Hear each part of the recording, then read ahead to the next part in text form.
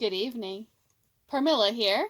I'm doing hair today on Miss Nella May.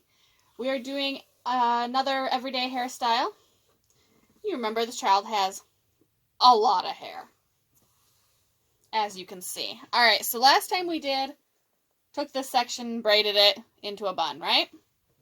Different this time. So we're still going to start here on the side.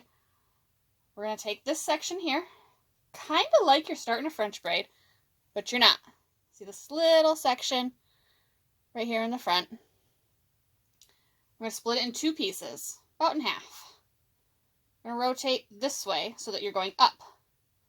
Like a French braid, you're going to take a little bit more. You're going to add it to this bottom one. Rotate, that same way you did again. Take a little bit more. Rotate. Take a little bit more. And you're just going to keep doing this all the way down. Once you get a little bit further back, you're going to notice up here tends to want to get bumpy if you don't do it just so. This one takes a little bit more practice than just doing the braid, but it works well.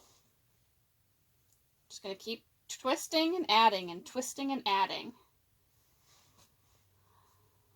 Twisting and adding. And we stop when we get to half of the hair is in this twisted section. This is me giving it a quick center part all the way down the back so that I can see exactly how much more I need to go. Just try and keep up here flat, and down here flat. We're just going to keep going. Nella May, turn your head away from me a little bit. Thank you.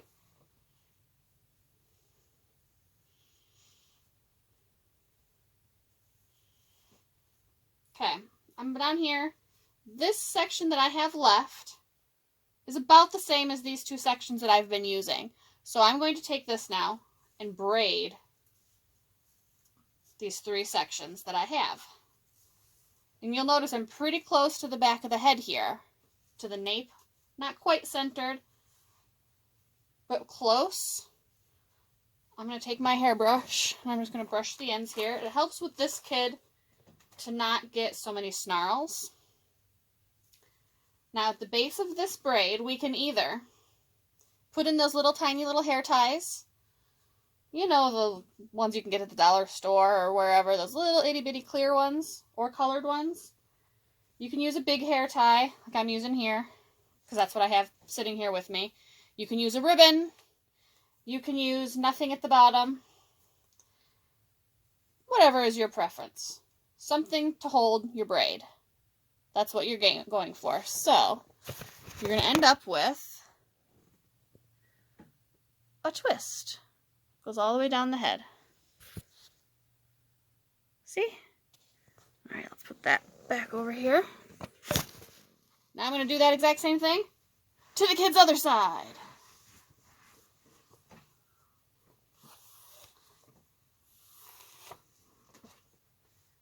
Yoink. Yes, I make weird noises sometimes. You know, stuff happens. So remember, start by taking the front one and going over the top. Over the top. So that you're always twisting away from the face towards the top of the head. It makes it look wider on your face. Which if you watched my other one, I said it then too, and I'll say it again. They liked wide. And you saw me kind of undo and redo that twist because you're getting a little bit of a bump here, like I said happens. And it's still there, so we go again. And I actually like that that happened on the video because you can see how easy it is to just untwist and retwist.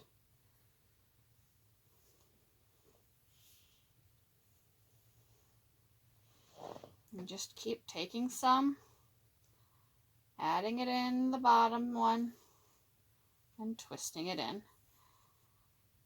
I'm on the opposite side of the head than I prefer to do. That's why I did the other side first. you will find some people prefer to do one side or the other when it comes to doing hair. I think that's fairly normal to have one side come out a little bit cleaner than the other. Do you agree, Nella? Yeah. Sometimes that second side takes a time or two to look just the same.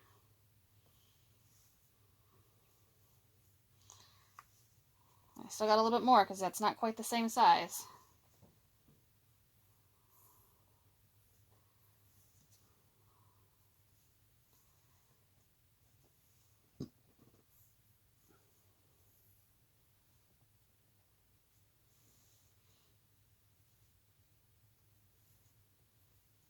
Alright, let's see if these are the same size.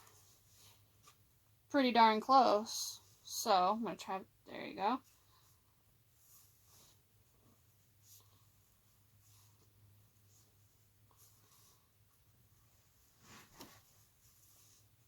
Nell May, do we have another binder here? I do not believe so. Alright. We'll use this one that's sitting here.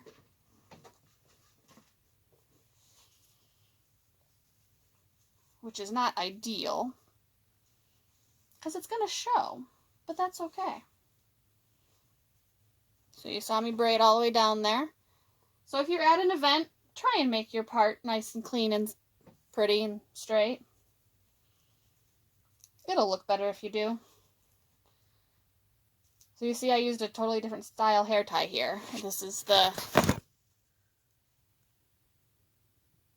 that kind, where this is just a traditional, there it is, just a traditional one.